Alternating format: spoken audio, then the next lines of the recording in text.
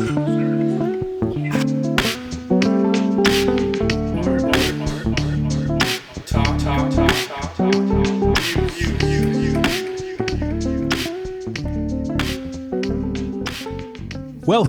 to the podcast.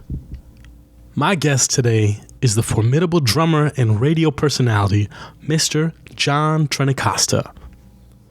I had the pleasure of sitting down with him a couple months ago in his beautiful home, and we got to discuss what he's been up to recently, which is an album that he just recently recorded with saxophone great Mr. Doug Lawrence. The album is called John Trentacosta Meets Doug Lawrence, Desert Bop. And it features the great Dan Trudell on piano and Mr. John Weber on the bass. The album is set to release later this year through Cactus Records, so certainly keep an eye out for that. And I'm sure Mr. Lawrence and Mr. Trentacosta will be performing up in Santa Fe later this year to celebrate that release. We also speak briefly about how Mr. Trentacosta got himself into the radio personality position that he now holds at KSFR. That's right, he hosts a show every week with the wonderful, the talented Mr. Arlen Asher, and it's great to hear that story of the relationship from the drums to eventually being a radio personality. He's got quite a voice. And as a matter of fact, I pushed record on this podcast before the conversation actually began. And so to make sense of what Mr. Trentacosta is talking about is the tone of voice that New Yorkers use and Italians use specifically, which he is.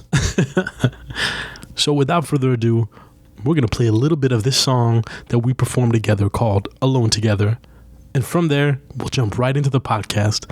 And at the end of the podcast, we'll play one, maybe two more of the songs from our little session that we did right before this interview. Sit back and enjoy Mr. John Trentacosta and myself playing Alone Together.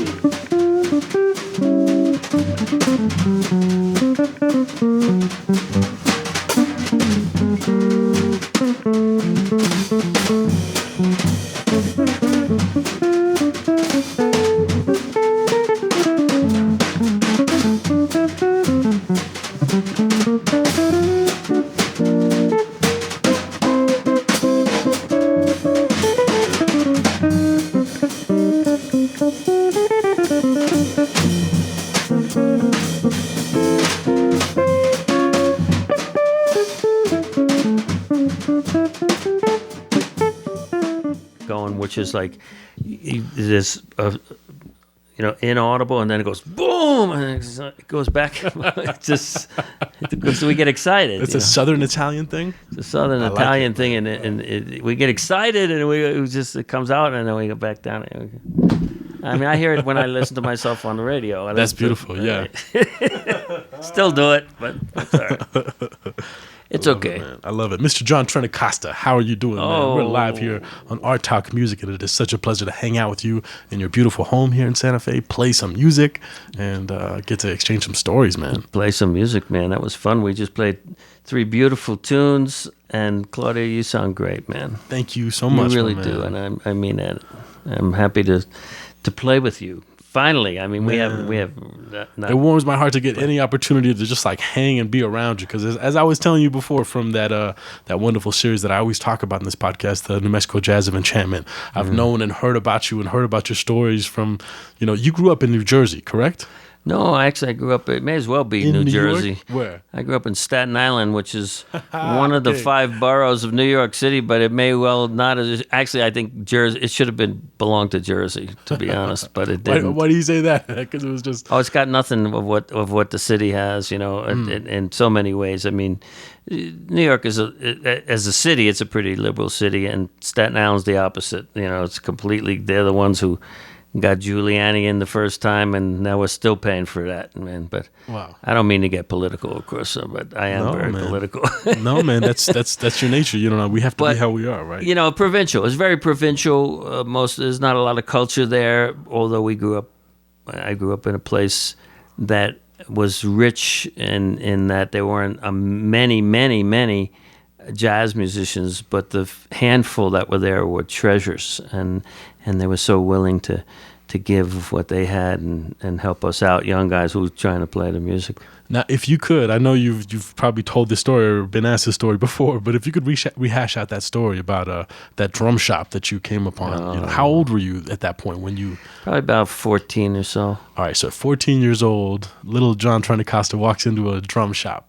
Well, no, what happened was I live in Staten Island, right? And to get to the city, town, as we call it, right? Town is Manhattan. That's really New York City is Manhattan.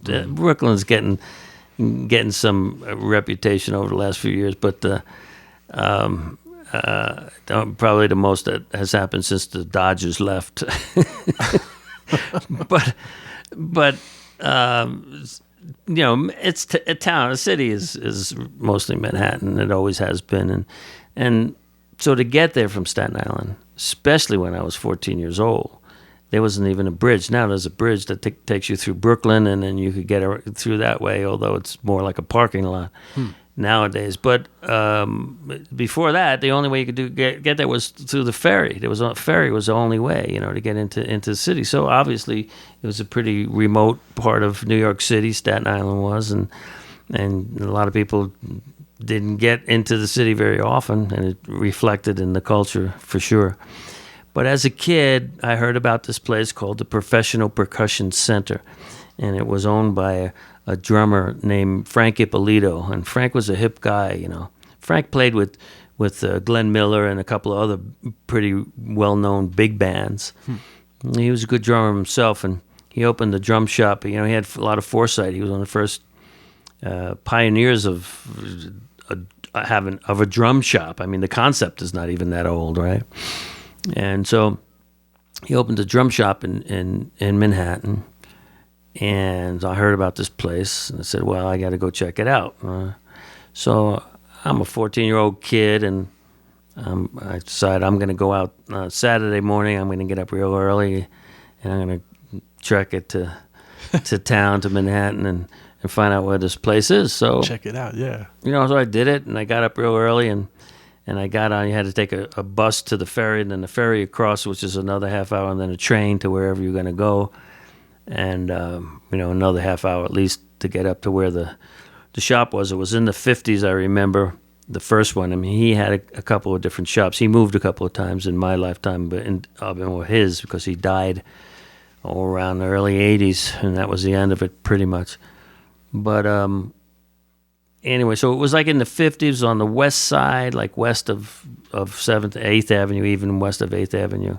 So I found the place, and I got up real early. I went there, and drum shops, they don't usually open at 7 in the morning, especially on a Saturday, right? So I must have been getting any in. Any music store for that matter, right? Yeah, any music store right there. Nobody's going to show up, right? Yeah. So anyway, so I find a place, and it might probably somewhere around 10 o'clock or something when he must have opened around 10 or 11 or something like that. And the place is below street level, down a few steps. A lot of places, old buildings used to be below street level. And I find the place, and I go in, and it's been kind of dark, and not many windows, and there's nobody around, and I kind of make some noise, and this cat comes out, and he asked me if it could help me. And so I said, yeah, I was just looking around, really, just looking for a pair of drumsticks or something, nothing big, right? I just wanted to check the place out. And he was really beautiful. He had a drum pad there, and he had got a pair of sticks, and he handed me a pair of sticks, and he said, hey, play something for me. And so I played, and then he took the sticks and showed me something, and then we went back and forth and had to go on for at least a half hour or more until someone came in and he had to attend to the customer. And that was it. My big experience to the Professional Percussion Center. I go home, make the hour-and-a-half trip back to Staten Island, and it wasn't until years and years later, probably a decade, almost maybe, till I found out who that guy was. And if I knew who he was, I wouldn't even have known who he was because I didn't know who he was. And I'm talking about the great Papa Joe Jones, and that's who it was. And it all happened later on. It came to me and I said, wait, that's the guy, and that was him. And this guy's a famous drummer. He played with Count Basie, and he's, oh my God, that guy gave me a lesson. And it was pretty wild when when it hit me. It's such a crazy story, man, to just like stumble upon getting to have a lesson with a great like that, and don't know who he is. Yeah, man. That's the best part. And it was just like, there was just like the curiosity of you wanted to see the store, and then ending up with that gem of a story. I mean, but that's the way it was, in New York, there was so many people around. Frank Ippolito then cultivated, he was a smart guy, he was a hip guy, he was a personable guy, he was pretty cool. And he cultivated these relationships with famous drummers. In that case, Papa Joe actually had a studio there, and he taught there, and he kind of like exchanged probably some, time where he covered a store for Frank when Frank, wasn't there or whatever. And that's probably what happened in that case. Papa Joe was there for years and years, and as well as everybody from Mel Lewis to Elvin Jones to Steve Gadd. I mean, you could go on and on and on. These cats would hang out at the shop, and that was Frank's thing. He knew, he cultivated these friendships with these guys. He obviously loved them. He had great friendships with them, but he created a place for them to hang out. And what that did was, of course, attract. What an incredible business model. The cat so smart. He attracted everybody. Wanted to go in there to get anything as often as you can, just to see these guys. Seriously, man. And they were there all the time. Wow, man. They were there all the time. And he was one of the first guys to have, actually have like a booth where you could try cymbals out. Nobody did it back in those days. It was like, oh, you want a cymbal? Okay. And the cat behind the counter, like at Manny's Music, where you heard of Manny's, is a very famous store on 48th Street. And, yeah, we want a cymbal? Okay, here. And the cat would take like one out and put it on his finger and like, here, that, you want it or not? You want to hear another one? All right, that sort of thing. But that all changed. Frank changed that. He knew drummers wanted to really take their time and pick out cymbals. And Frank had an incredible inventory of original K, hand-hammered Zildjian cymbals, made in Turkey, not the Avidus that are made here. And Frank cultivated all that. He was the first one to do that, to have a cymbal booth, and you could go in and just get lost in there for hours and find the cymbal you wanted. He also was the first one to come out with, or invent, or whatever you want to call it, the chain drive for the pedal. And the original pedals up until that time, and this only happened in the 70s, up until that time, the only mechanism from which you were able to push the pedal down, and have the beater hit the head was a leather strap, and that was it, And the Gretsch pedals all had a leather strap, and the Camco pedals, which were kind of like the same pedal, had a leather strap. Ludwig had this one called the Speed King that actually was a piece of metal. It was strange, a piece of metal that would on like a little shaft, and would kind of, it worked. It worked okay. But what Frank did was he created a sprocket with a chain on it, and he made the first conversion. I actually have one of them. I had a Gretsch pedal converted to I never forget it. I paid $20, and that was a lot of money back then. To have it converted to a chain drive. And out of that grew the whole industry. Now everyone is a chain drive. You don't get a pedal without it. And he was an innovator. Wow. Frank Ippolito, yeah, he's a cat, man. He died too young. Actually, is what happened. And then things kind of fell apart with the business. His manager took it over for a while. And didn't work, and then it kind of closed. But to see all those guys in there, and then one of my great experiences was I was playing in 1975. I was playing with a big band led by the great Al Porcino, one of the great lead trumpet players in the history of big bands.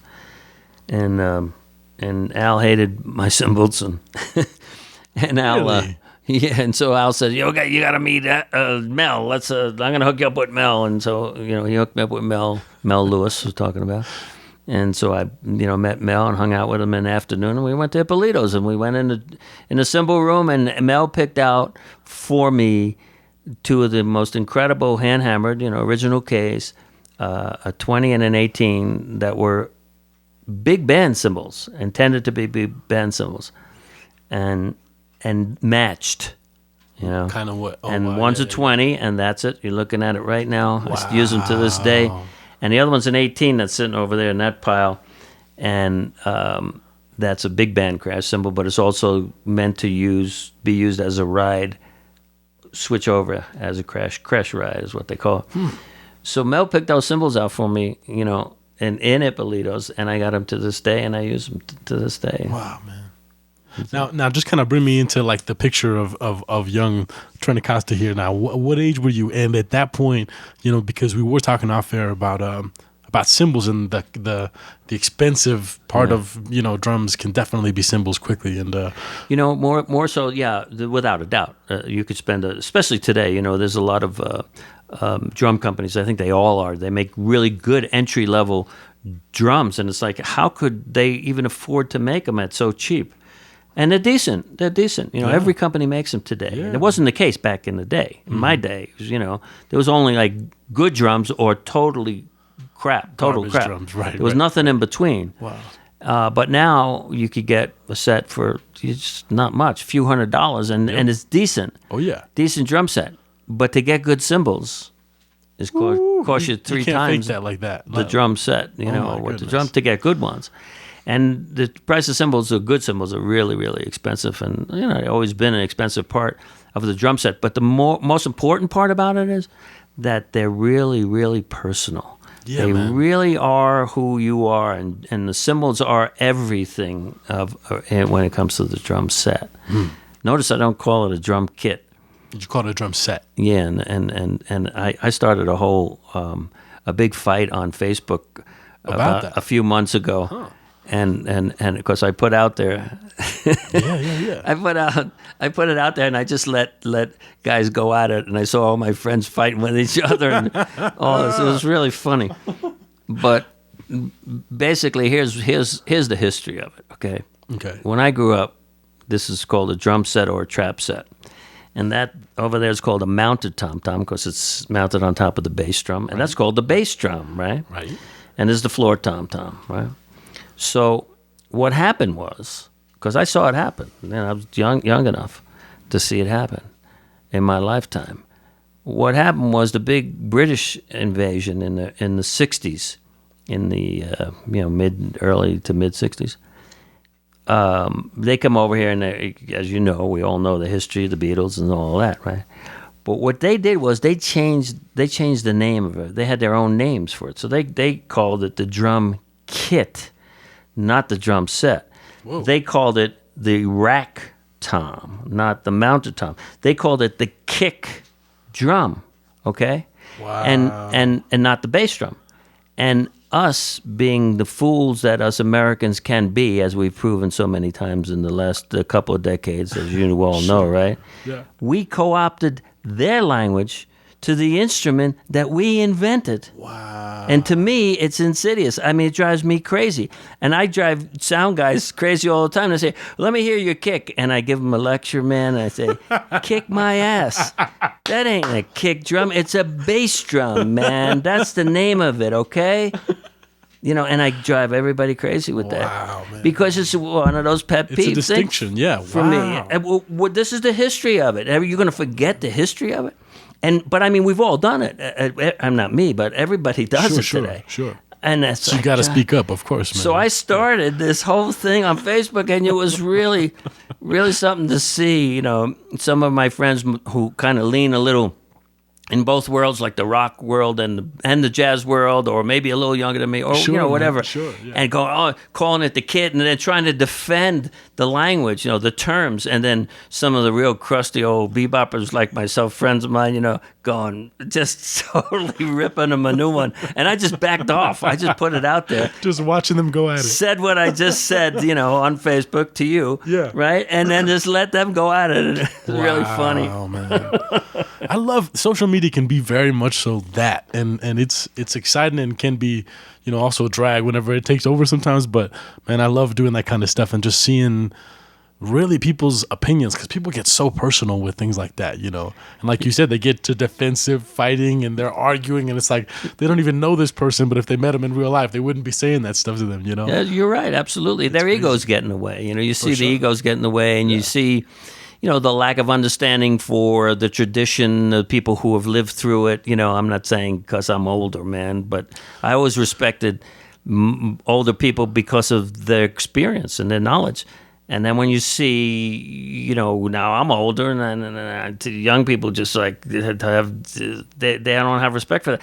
But that's another American thing, because in foreign countries, it's part of the tradition where they do know that that's where the wisdom is, and the younger people, and they go for it. But this country never had respect for older people. And it's a drag, man. It's something that for sure I recognize a lot, and I'm grateful that I grew up in a Colombian household. I'm first generation American. My mom and dad met in Colombia and came here, so we have an immense amount of respect for family, for our elders, for understanding that's where the tradition lies, and that's what's to be cherished and to be brought forth to be able to truly carry. And that's kind of what we were talking about off air as well. Is sometimes people get to the point of wanting to discover where they come from, where their family is from, and I'm sure you have that experience very well as well. Are you second generation American, or are you third? I'm second. Okay. My grandparents. This is an interesting one, though.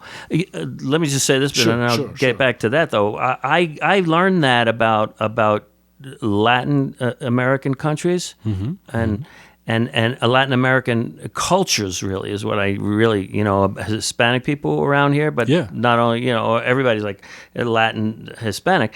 And the cultures are very much like my old Italian culture.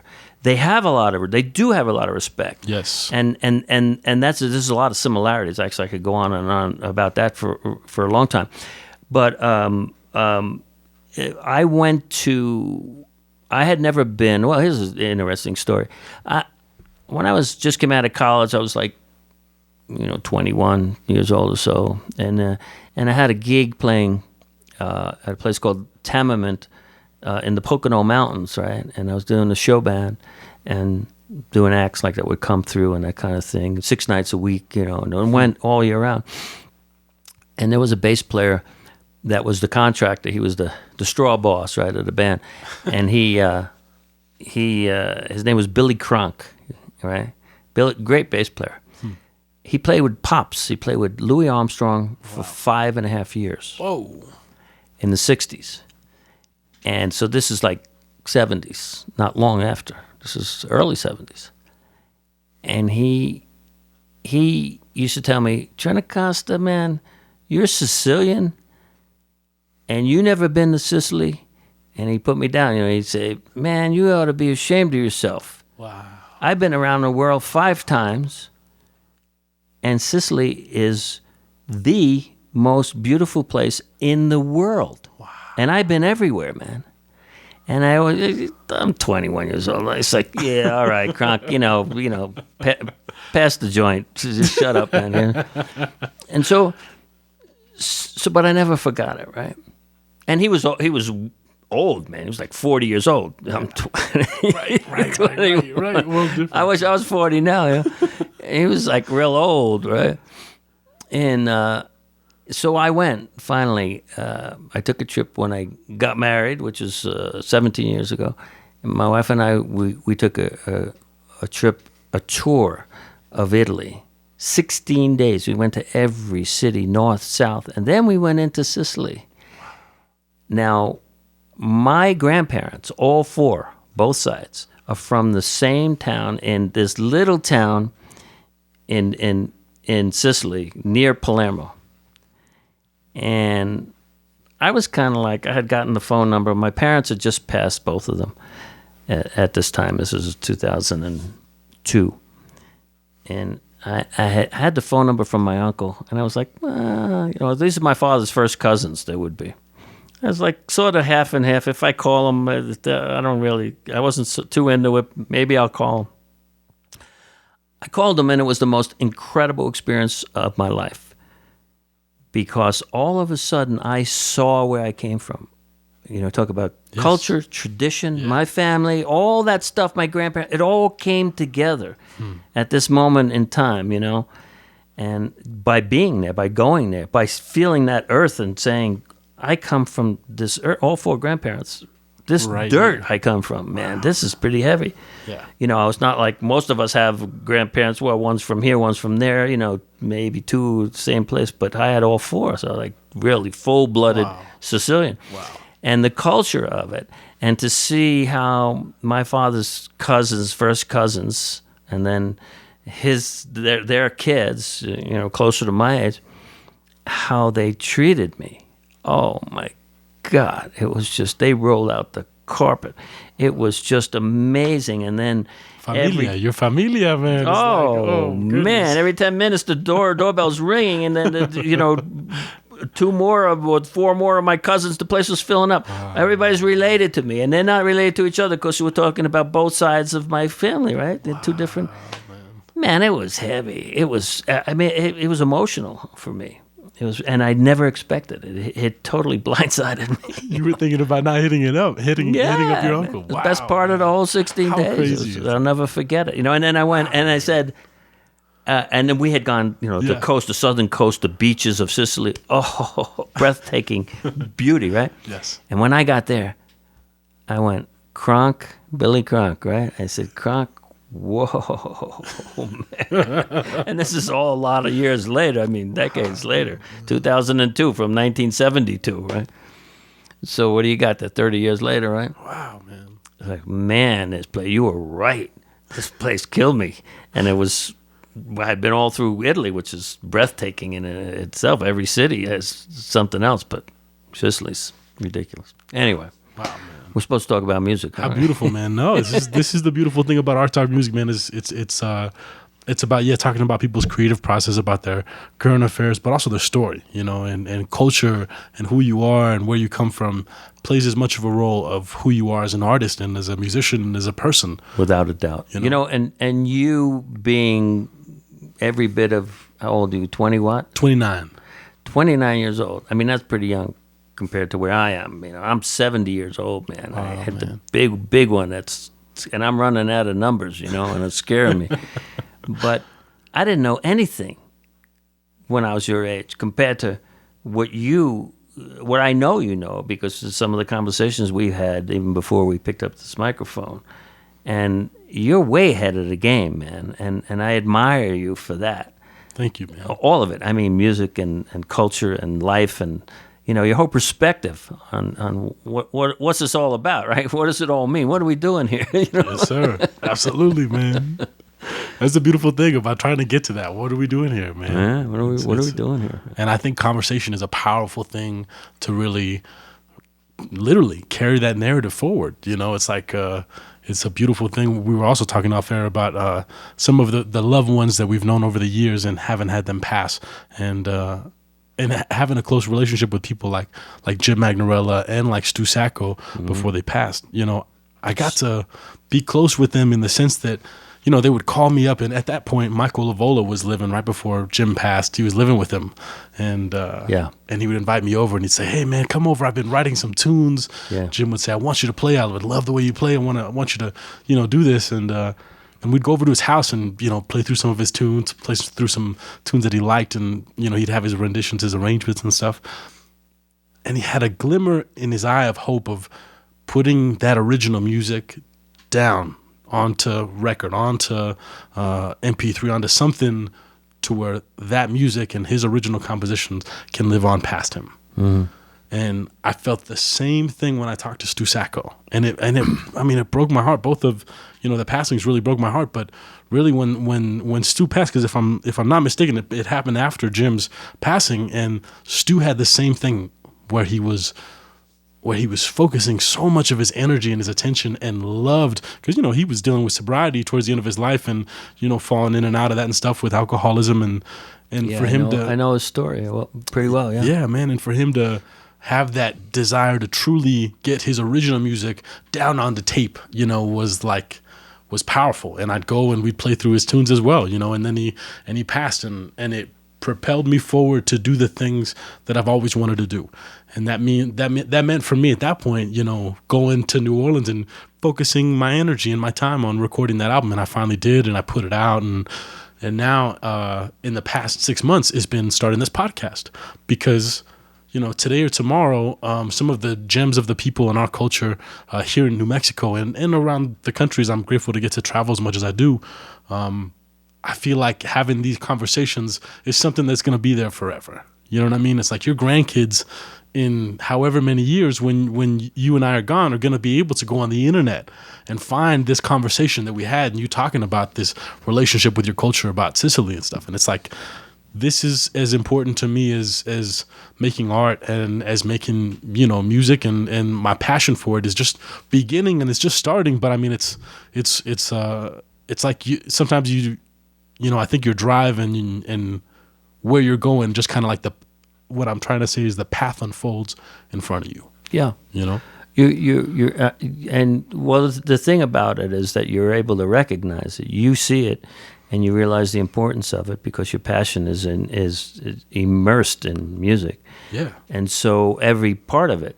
And so you're hip enough to realize it and, know that you need to, times now, not in the future. I have a lot of regrets of things that I didn't do, or great musicians. When you get to be my age, I think it comes with the territory. But great musicians that I knew and had opportunity to play with, a few times, and who were gone, and I just never thought that they would be gone.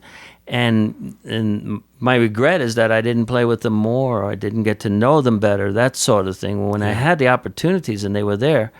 And so that's why I commend you for recognizing it and going for it and realizing the importance of it.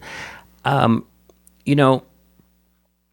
lot of the history of this music is just, it's not anywhere that you could find and just go to, or a book, or books have become almost ancient obsolete history now, right? Yeah, but the history of the music lies in the people who were playing the music, and especially the creators of this music, as we know, and there's few left. And one of the big things that happened to me, New York used to be, there was a great drum camaraderie. Drummers would hang out, and still do. New York is really great for that. But when I came out here, that's one of the things I always missed. There wasn't anything out here like that. Although Stu and Jim, I became close to both those guys, and I really dug them. Unfortunately, toward the end of their lives, both of them. But I had some drum camaraderie with those guys. But they're like few. Two of the few of, Will Hanley actually is another guy that I have a good camaraderie with. Sweetest of guys. It's like you can't see him without hugging him. It's like, I love him, man. He's beautiful. But other than that, I really don't have a drum camaraderie. No. But 5 years ago, I walk into the Outpost to hear the Clayton brothers, and there's this drummer playing with them, this guy named Justin Brown? I'm thinking his first name. Van Nostrand is his second name. Well, I don't know why I can't think of his first name, but Pete Van Nostrand, right? Great drummer, man, who I just met actually like a year before that in New York, and we hung out the whole night. Here we go, right? That's the drum camaraderie. I just met the guy. Yeah. We hung out the whole night, man. We walked up 7th Avenue. And we looked at Maxwell's drum shop, and he was telling me, because I had never been in there, and he's telling me all about Maxwell's, and I'm telling him about the Ippolitos and the places that, and the other drum shop, the Modern Drum Shop, Joe Casadas' place, and the history of it, because he only moved there. He's younger than me, but not a whole lot younger, but, he's younger. He's probably in his 40s. And he moved from somewhere else, some other state. So I'm telling him about the history of stuff, and we're just hanging out, till 3 o'clock in the morning. It was the greatest, right? And that was it, right? We exchanged numbers maybe a year before. And I walk into Outpost. I didn't even know he was playing. Wow. And there he is. And I said, "Oh, Pete, man, God, great to see you," you know. And then to hear him play, oh, he played great. And he said to me, "Man," he said, "I was just thinking about you." I said, "Really?" I said, "Oh, because you're coming out here." He goes, yeah. He goes, "But guess who's moving here to Santa Fe? You're in Santa Fe, right?" I said, "Yeah." He goes, "Guess who's moving to Santa Fe?" I said, "Who?" He goes, "Tootie Heath." And I gave him your number, man. I told him, "You got to diss the cat. You got to be." Oh, shit. And, of course, that was 5 years ago now. And Tootie has just, I mean, I love him like, I love the guy. I love him like my brother. I love him like one of the best friends I've in my whole life, you know. Yes. He is such an incredible, beautiful human being. I mean, he personifies that whole thing, drum camaraderie, way more than that, you know. Yeah. He's and that's what it's been for me. The last 5 years has been this incredible experience of really getting close to a legend, someone who I grew up listening to. Now, here's where I'm coming from with all this. Yeah. Tootie is an amazing storyteller. Tootie has played with and recorded with everybody from Lester Young to John Coltrane, okay? Yes. And man, he's got stories that you will not find anywhere. Plus, he's a funny guy, and he's a great storyteller. I mean, he's just a character, actually. and it's the part of the history that you're not going to find anywhere. And when that day comes, like all of us, you know, Tootie's not here anymore, man. That's it. It's gone. Yes. I mean, I got some stuff that I've recorded on my phone, you know, but but it's nothing compared to what he is. Just he is, yeah. You know, I've just recorded it, and him not knowing I recorded it like here, and actually we have we're in my studio, by the way, right now. Gorgeous studio up here in Santa Fe. And my studio, it's separate from the house, and it's got a pretty good sound lock, and I could play here anytime I want. But one of the things I have here, among other instruments, is 3 sets of drums. And the 3 sets of drums are, well, 2 of them are mine, one's Tootie's. And Tootie has something called the Whole Drum Truth, which is a drum ensemble with no other instruments that he has, you know, kind of made somewhat popular within the jazz world and presented it all over the world, really, with very famous drummers like Louis Hayes and Idris Muhammad and what was that incredible other drummer that a lot of really well known drummers. One, Kenny Washington was one I know who's done it with him, and he's presented it. Billy Hart, another one, with all these great drummers, right? But we have a New Mexico version, and we presented it at the Outpost. We also presented it up here last year. And it's 3 drummers. A young drummer, Lauren Bienvenu. I don't know if you know Lauren. I've heard so much about him. He called me a while ago to do a gig. You got to do it, man. Lauren's a beautiful drummer. And I'm not, not because of me, but but it's like the relationship, I guess, with Uncle Mikey, right? He was your teacher. Well, Lauren, I was his teacher from 10 years old. Oh, wow. And that's definitely a relationship. And now he's an equal, He's your Uncle John, yeah. Yeah, that kind of thing. He's awesome. Like my son, really. Wow. I feel like he's like my son. I love him like a son. But he's a beautiful, beautiful drummer. And Tootie loves him. And the 3 of us, we rehearse here every week, the 3 drum sets. Wow, how cool, man. And say, well, what's the rehearsal about? Well, the thing about the rehearsal is that the whole drum truth is not just 3 drummers, trying to outdo each other, which is actually what happens when the big name guys get together, right? Sure. But Tootie loves this version of it the best because we actually learn the format of what it's supposed to be. And what it is it pays homage to famous drummers throughout the history. So we have, certain things that are signatures of Ed Blackwell, of Art Blakey, and we play these things together. We learn them together. Wow. And we have a whole sequence, and it unfolds. And it's like, we actually play tunes together with no melodic instrument. And if you're really like astute, if you really know you could hear it. Like, oh, wait a minute, I know what that tune is. Wow. And you could hear it because we play, we play. I'll give you an example. I don't know if you're familiar with the Monk tune, Evidence. It's a strange, as many of Monk tunes were strange rhythmic configuration, whereby like these little just short, notes, like it's a short eighth note, and then a whole bunch of space, and then another, and a whole bunch of space. So it's like, what is that? I mean, it's totally about rhythm and space and just these sparse notes. And so we play the rhythm of it. And so if you know the tune, you'll go, oh, I know what that is right away without hearing the melody. Yeah. So it's stuff like that, we do. How beautiful, man. I've got to hear that. And we learn it. And I would love to have Tootie on the podcast sometime, man. Actually, a friend of mine came from all the way from Arizona to come interview Tootie Heath specifically. Is that right? Yeah. And it was like, oh. You'd have to censor most of it because he uses a lot of F-bombs and all kinds of this is you curse as much as you fucking want, because every podcast has an E next to it for explicit. It's like that. That's another thing I like to tell people is like, first of all, I didn't even ask you before we started the podcast, but usually I like to ask my guests, is there something you don't want to cover? Is there some topic you don't want to talk about or anything like that? And then beyond that, I just kind of say, feel free to say and talk about whatever you want to talk about, because there's, it's not sensitive. If you're going to get yourself in trouble, obviously you're your own judgment of knowing what to say and not to say, so your girlfriend doesn't get mad at you. But So I'll hook that up with, and I promise, with Tootie, because thank you, man. It will be a treasure trove, because he is just an amazing, as you will see, amazing human being. I just I can't say enough about him. I can't wait, man. And he's a living history of it, without a doubt. And he's got stories that you will hear nowhere else. Nowhere else. Wow. Just amazing. And his recall is tremendous recall. And he's not young. He's 83. He's getting up there. So tell me something, John. So you've been living in New Mexico now for about 20 years. How many years have you been living in New Mexico? 26. 26 years.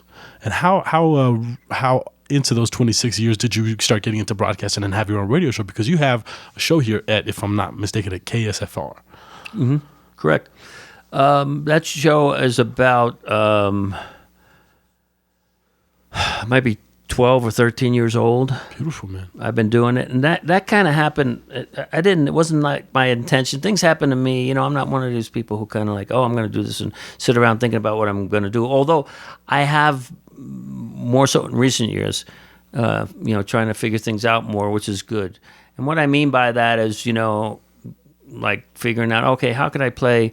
While there are a lot of really, really talented people and in jazz too, certainly for the size of per capita, of the population here in New Mexico, it's still, it's thin. There's not a lot, like any other city. It's because it's a small place, and even if you consider the whole state one city, it's still not that much. So, I had to figure out at some point, like, well, what am I going to do? I got to play. And so how am I going to do this? And, how could I do it? And so figure out how to do it. And it's a combination with me, it's just like creating my own, because I don't want to be the hired gun anymore. That's over for me. Been over a long time. I don't want to really play other people's music too much. Right. Unless, I really dig it, and there are, I do. I certainly dig a lot of people's music, but I just want to have control over my own thing. I don't want to walk away from a gig and not feel good, better than when I got there. Yeah. Although I won't go anymore. It's a serious thing. Musicians don't think about that and can't think about that for a long time because they just got to take everything that comes their way. But it weighs a lot on you when you have a gig that you're not, that you don't feel good about for whatever reason it is, Right, but I'm a point in my life where I don't want to do that anymore, and so how do I do it? How do I, So I created got into this whole nonprofit thing, and it actually fell in my lap in a way. But the whole nonprofit thing allows me to create the musical situation that I pretty much challenge myself in, and that's what I want to do, and have an opportunity to grow and keep growing. And, play with the best musicians I can, and it's a combination of projects of people who live here and people that I bring in from out of town, from all over the place. Actually, all over the world. I've had people from other countries, Right. And so, that's what keeps it going for me. And that's how I've been able to do it. And I'm a lucky guy. I know to be able to do it Totally. in a small musical community like this, and I know that, and I just want to keep that going. I forget where I was going. There was a reason for me to go there. Yeah. We were talking about how you got into broadcasting. Oh, okay, yeah. Okay. I guess that's part of it. Yeah, okay, so broadcasting, it kind of just fell. Again, it wasn't one of those things I started to talk about. Right, I'm not kind of person to say, "Oh, I want this, I'm going to go get it." Right. I'm not kind of was never like that. I just kind of stumbled into things. So broadcasting was the same thing. There was a guy, I had been a guest on several people's shows over the years, and then I got to know people at the station at KSFR, and then Tim Pemberton, who was I think he was operations manager at the time. Tim approached me and he said, "Hey, I'm going to change the format of the station, and I'm going to increase the jazz programming like significantly. I want to do like 25 hours a week from Monday to Friday of jazz programming." He said, "And I want to get musicians to be the hosts." Heck yeah. And I said, That's beautiful, man. "That's a great idea, but what are you telling me for? I'm not, I'm not." And he said, "Well, I'd love for you to do a show." I said, "No, man, me? No." And I kind of walked away, and that was it. And then I was talking, actually it was Bert and I, we had one of these long trips to... Bert Dalton or? Bert Dalton, yeah. Yeah. Bert Dalton. So Bert Dalton and I, we had one of these long trips to Silver City. How many hours is that, right? In the van and driving back at night, not even staying there, and hours and hours of talking. And it came up in conversation, and he said, "Oh, John," he said, "you should do a show." He said, "Every time you've ever been a guest on anybody's show, I've always loved the information. You have so much information." And I said, "Nah, Bert, I don't, it's not I don't see myself doing that." And he said, "Man, I'm telling you, you should." And that was it. And then, kind of sunk in. And then, a week later or so, I said, "Well, maybe I'll take a crack at this." And I love doing it, and especially with Arlen. Oh gosh, Arlen Asher. What a treat, man! Holy cow, yeah. That is the most fun. Arlen and I doing that show together. Man. Yeah. But I started out with my own show, and Arlen had his own show.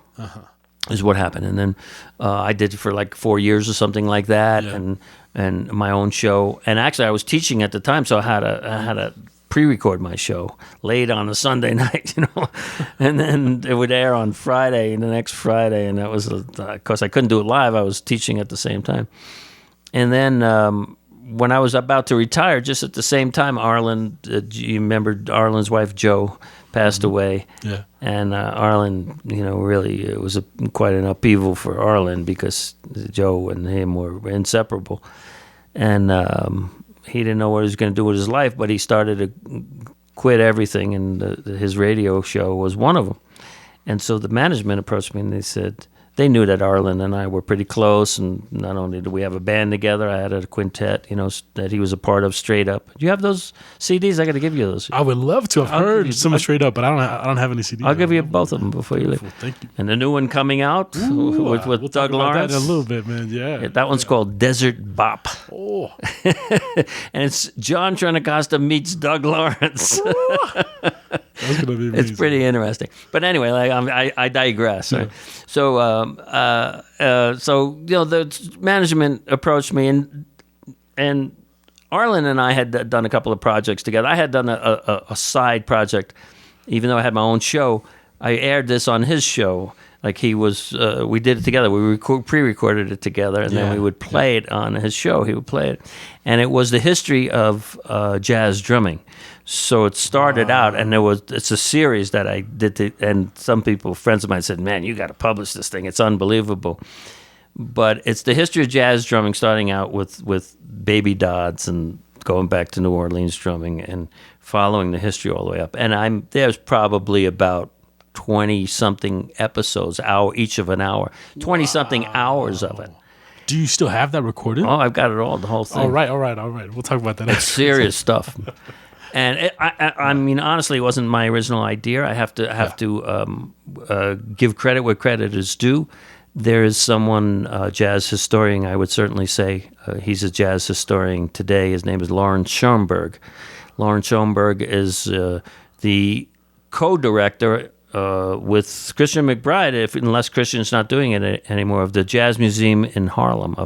Sure, yeah. Well, Lauren is he's the director, and Lauren is a saxophone player who I played with years ago back in the 70s, in New York, And Lauren had a show on KCR, which is the Columbia University radio station, which is a jazz. There's a lot of jazz programming, if not all jazz programming, maybe it is. And he had a show called The Musician Show. Yeah. And he would have different topics about music, and he'd have musicians, and no shortage in New York, right? Jazz musicians. Well, he did a series with the great Mel Lewis. And he had Mel on, and they did it like every other week, and they did it, I think the total number of episodes is somewhere about 18 or 19 episodes of a week, of an hour long. Goodness, yeah. And they went through the history of jazz drumming, just like I'm saying, right? That's where I got the idea. Wow. And so what happened was, Lauren being a historian, Mel being part of it all. Sure. Right, Sure. and knowing all the cats, and so they came and they had on the show, of course, the definitive recordings. Like if you talk about Gene Krupa, or you talk about Buddy, and you talk about Buddy's years, whatever, with Tommy Dorsey, let's say, or Gene's own band, let's say, or with Benny. Well, there are certain definitive recordings, right, that portray those guys for what they really are, their signatures. Well, they had them all. Wow. And so the recordings were unbelievable. They would talk, Mel would give history of each of these people, and it was just incredible, incredible, incredible. Well, Lauren gave me the whole series. Oof. So I fashioned my series after that. Wow. I did all the talking. Yeah. I did, the history, of course, and did some research and supplemented it with this. But I used their recordings. I used all the definitive recordings that That's beautiful. They had. So I did this with Arlen, and then Arlen and his wife died, and he wanted to leave. And their management knew that Arlen and I, had done the series, and it was so great. And so they said, "Look, I have an idea. Would you consider?" I had just retired, so I was gonna. They were offering me a daytime spot, live spot, and they said, "How would you consider doing a show with Arlen? A way of like keeping you guys have this great camaraderie, of course, but also it'd be a way of maybe Arlen reconsidering his decision to leave, because he had just lost his wife." And I said, "Sure, of course I would love to do it." And I approached Arlen, and he reconsidered, and he came back, and here we are. How beautiful, man. That's a beautiful story. All these years later. That's amazing. I look forward to getting Arlen on. I told him that day when I was on y'all's show as well that I look forward to hearing his story more, because I heard him on Jazz of Enchantment as well. And so many, musicians talk about their experiences first coming to town and first seeing Arlen, and then blowing them away with how many instruments he'd come and how incredible he'd sound on every single one. Do you know my story? I'll give it to you quick. Tell me. I know we're running out of time, right? Tell me, yeah. But let me give you my quick story. I came here 1992, and the little scene that was happening was up here at the place called the Picacho Plaza. It's now the Lodge. It's called the Lodge of Santa Fe up there on the hill on the way out of town. And Brian Lewis, the drummer, it was his gig. Sharon Shaheen played piano, and John Blackburn played bass. Gotcha. And it was a steady gig. They had Thursday, Friday, Saturday, 3 nights a week, steady gig, man, playing jazz. And that was the place to sit in, and play. And so that's where I went, and I would sit in and so on, and that was my whole experience. But other than that, there wasn't a lot happening. And then sometimes there were a lot of bands where you got some guys that really should reopen the books, you know what I mean? And they shouldn't have closed them so soon, and they're out there playing, that kind of thing, right? So there's a lot of that discouraging stuff going on around here, and I would look around and say, "Oh, geez, this is jazz," uh-oh. I don't know if I'm going to be able to stay around here. Yeah. And so I walked into the Hilton Hotel one night, and I'm not going to mention the other 3 musicians in the quartet, but the 4th one was Arlen Asher. I didn't know who he was. And the other three guys, it was pretty hacked. It was not happening at all in many, many ways. But this jewel of a musician who picked up, and he had all the horns, Every time he picked up a horn, I'd go, "Whoa, listen to this." He'd be playing the right changes, and they weren't, And so I couldn't believe it. I mean, I was just like shocked almost, because I heard so much bad music. And they took a break, and Arlen's like putting away one of his horns, and I walk up to him. I just couldn't contain myself. I walk up behind him. He didn't even see me, like I was attacking him or what. And I walk up behind him, and I go, "What are you doing playing with these guys?" And he turned around and looked at me like, "Who are you?" And then he just smiled, because he knew what I meant. I was like, I couldn't help it. That's what came out. "What are you playing with these guys for?" Goodness, man. And that was the beginning of Arlen and I, the great friendship, of course, and the musical association all these years. But and then you became his drummer, right? well, yeah, maybe the other. Yeah, well, then when I wanted to start a quintet, and which a couple years You hit him later, up. Yeah. Arlen was the guy, And that was straight up. That was a straight up. We did 2 albums. Yeah, actually, we were pretty busy for a few years. I had a lot of gigs. I don't know where they came from. I know you. Well, I know you guys were, a name in the scene and stuff like that. We had a little scene happening. We even did some regional things like jazz festivals in Arizona and Colorado and stuff like that. Man, we did some hip things. Yeah. Really, it was fun. It was really a lot of fun. So now tell me, let's transition over, because we are running out of time and stuff. I want to talk about this new album, this Doug Meets John album. Tell me about this. You guys recorded it in New York, you were telling me, right? Tell me about who's on the album. Sure. We went, Doug and I been talking for years about doing something together, and we always work well in the studio. We've made some attempts, but they never came to fruition for one reason or another. And, but we always work well in the studio, so we always felt like, we could do something. Yeah. So it came up again, that sort of thing, and when we were deciding, well, where are we going to do it, that kind of thing, and this is not necessarily, a knock on New Mexico or anybody. I mean, I don't mean that in any way, but sure. And but we didn't feel like we could find a studio here that could serve what we wanted. Yeah. Jazz is a special thing to record, and as an engineer, you got to know what jazz is about. I too many times, I'd ask an engineer about jazz, recording jazz, who never recorded it before, and then it's, they would say, I didn't. Well, no, but well, just give me a record and just give me a CD, and well, if I got to just give you a CD, I mean, I've been listening to music my whole life. Right, then you're the wrong guy. You know what I mean? Very much so. Yes. All right, if you're not as immersed and serious about it as I am, then you got no business working with me. We shouldn't be working together. Okay. Yes. Well, there are people like that in New York, not here. To be honest, I don't really get that, but I mean, there's some good engineers. Don't get me wrong, but not what we want. We're looking for a certain thing, and truth be told, one of the hardest things to get right when it comes to recording jazz is this instrument that I play, the drums. Yeah. To get a drum sound is one of the hardest things. Totally. And I know over the years, over time, because I've been around for a while, guys that know how to do it, engineers, aspiring engineers, who figured it out and got it right, they wound up becoming some of the busiest jazz engineers in New York. Yes. Because they figured that out. For some reason, the piano's not the hardest thing, although it's very important to have a great piano sound. But this instrument, man, is like to get the authentic sound of it. You don't muffle it. You don't put a mic right up against it. You don't do any of those things. You get an ambient sound, and you got to be able to record an open drum with a lot of overtones, because jazz drummers don't muffle their drums. It's about tonality and pitch. That's right.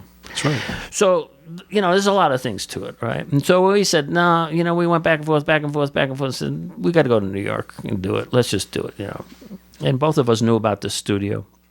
A friend of mine, trumpet player Michael Moriali, who's on the Straight Up Quintet and used to come out here and still does every year, and he recorded with me early on, and he had just recorded 2 albums.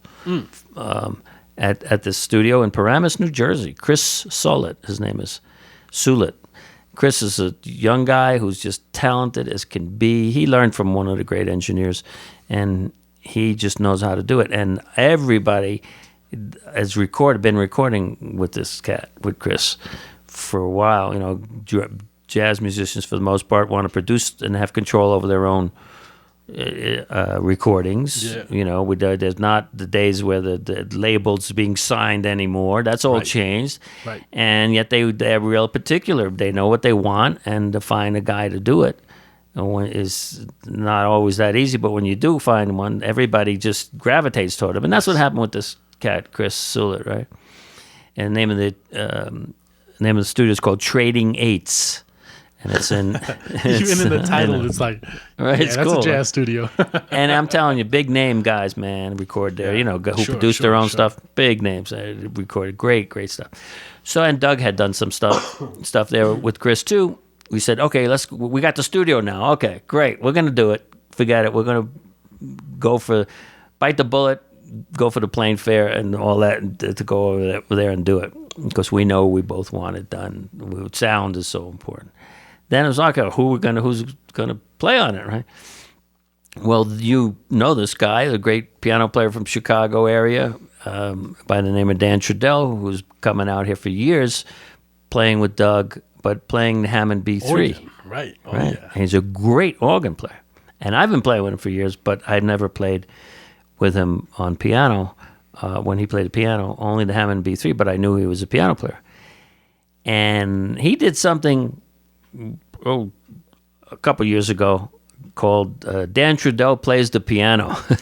Wow. Okay. Joe Sanders on bass and Matt Wilson on drums. And it was like paying homage to great piano players. He wrote a tune for Hank Jones. Gorgeous tune is on it.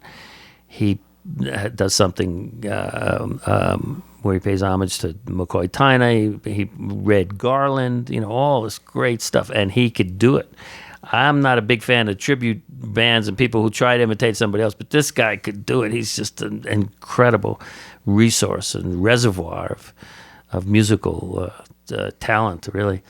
Anyway, so he said, hey, what about Trudell, man? I'd love to play with Trudell. I said, yeah, man.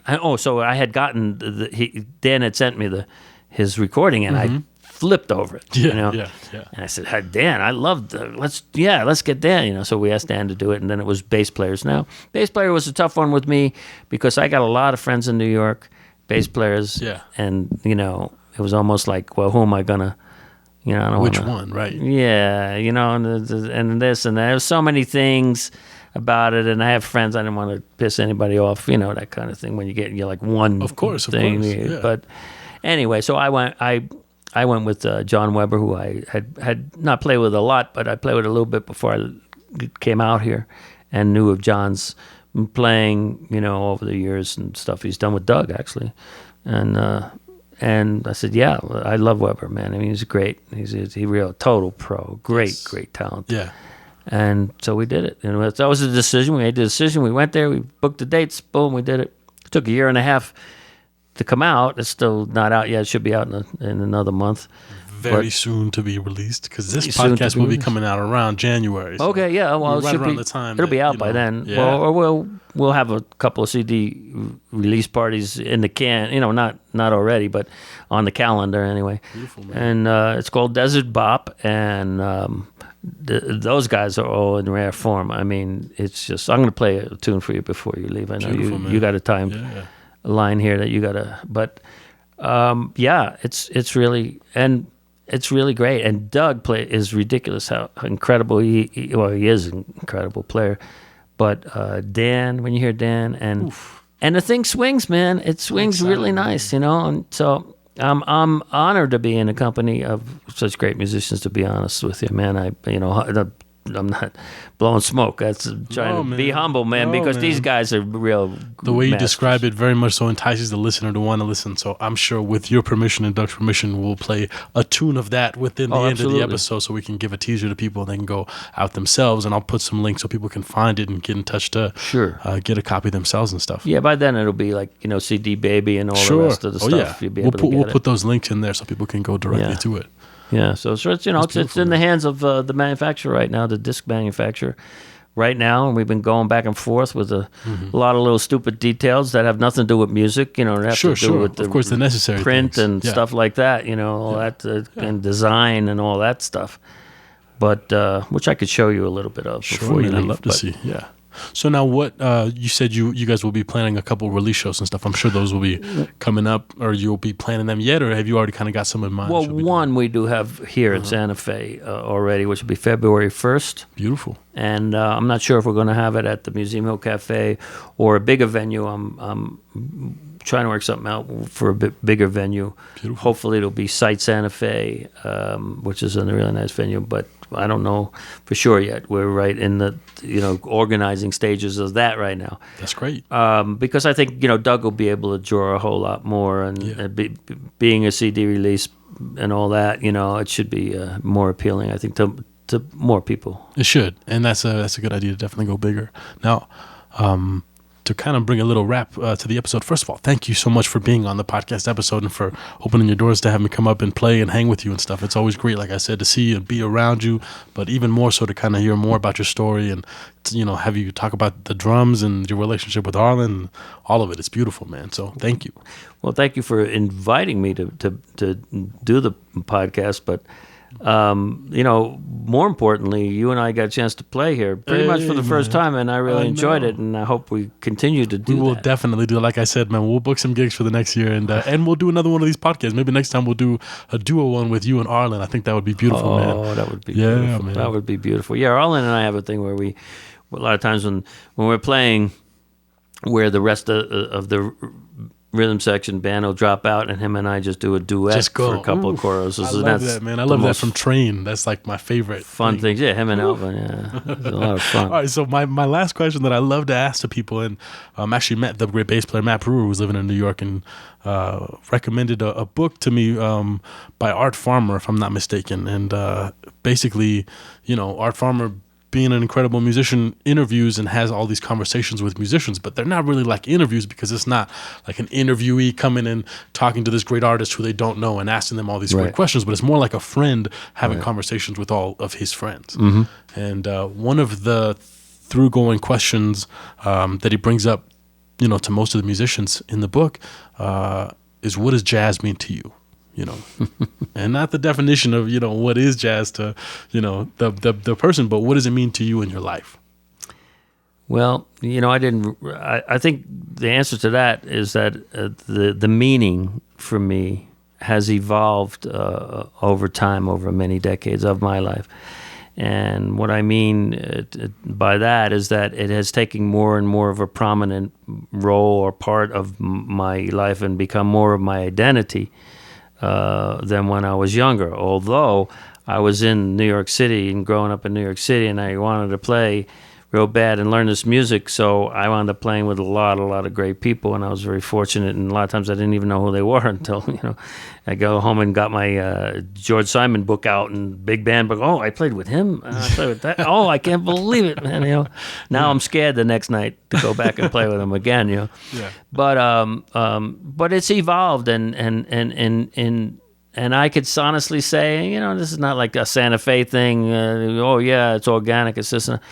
It's become who I am, but I didn't realize it so much when I was younger. It means to me everything. It means life to me. It means oxygen, breath, air, everything. And I would never understand that when I was younger. It's just something I wanted to do. I had a passion for it. I wanted to do it. But I didn't understand as much why, and now I know why, because I think in music you find life, everything, the meaning to everything. You don't have to go anywhere. And some of the greatest, many of the greatest people I've ever met in my life are musicians. Wow. I mean, beautiful human beings. Yeah. It's not about how good they play, doesn't make them just beautiful human beings. The experience of being a musician, as I'm sure you well know, and one of the things that attracts you to it. Yes, sir. Besides the beauty, the aesthetic beauty of sound, of craft, and the craft of putting sound together, and with melody and rhythm and harmony and all those beautiful things, but it's all around us. I mean, it's life. It's everything. Whoever she is that created this world.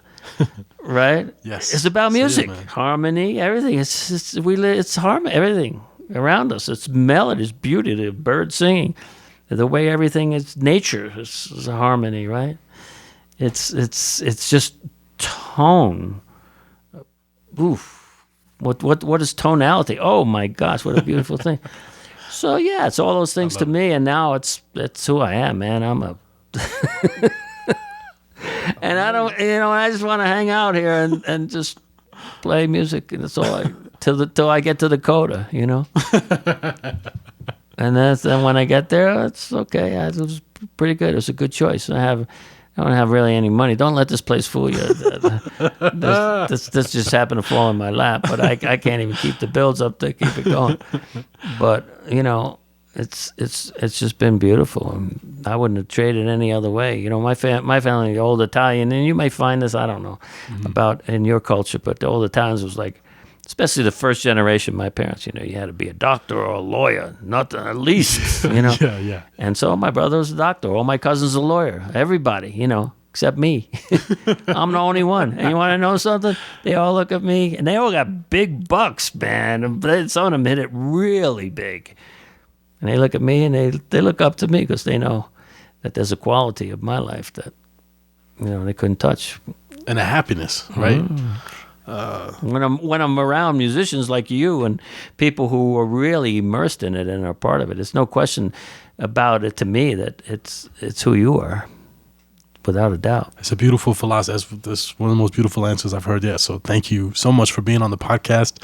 Thank you for your presence, my man, in the community, and for your session that we're going to put out to the world through YouTube. I haven't told you yet, but we got to get that drum history lesson out to the world. Oh, man. yeah, we'll do That's going to be powerful. So yeah, we're going to do that, man. Until the next time, all right, man? Okay. Thank you so much for doing this. You're the man, Brother John.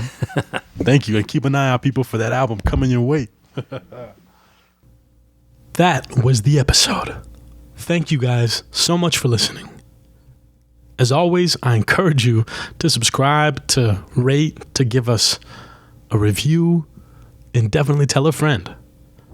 It was a pleasure having Mr. Trentacosta on, and I look forward to hearing Desert Bop coming out very soon, later this year. But for right now, we're going to get back to that little session that we talked about and we played a little bit of at the very beginning of this episode. So we're going to play Mr. John Trentacosta and I, duo drums and guitar, will play another 2 songs for you. We'll first play the beautiful tune Out of Nowhere, and we will leave you with a song called I Can't Get Started With You.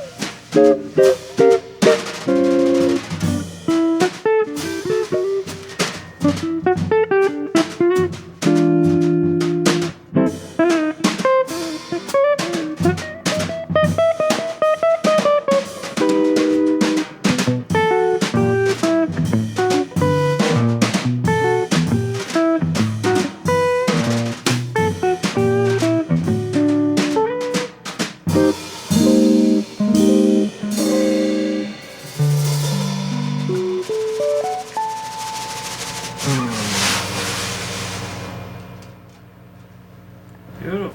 Yeah, man. Beautiful. That was awesome, man. That was a lot of fun. Just right. I mean, just the right, everything. It's just the tempo was right, and the volume, like this, it was just nice.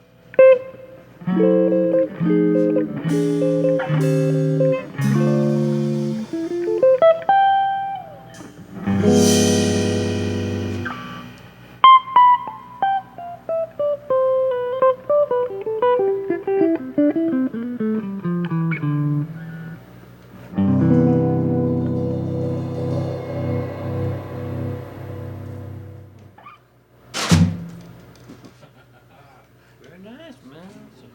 What a beautiful tune. Oh, it's a gorgeous tune.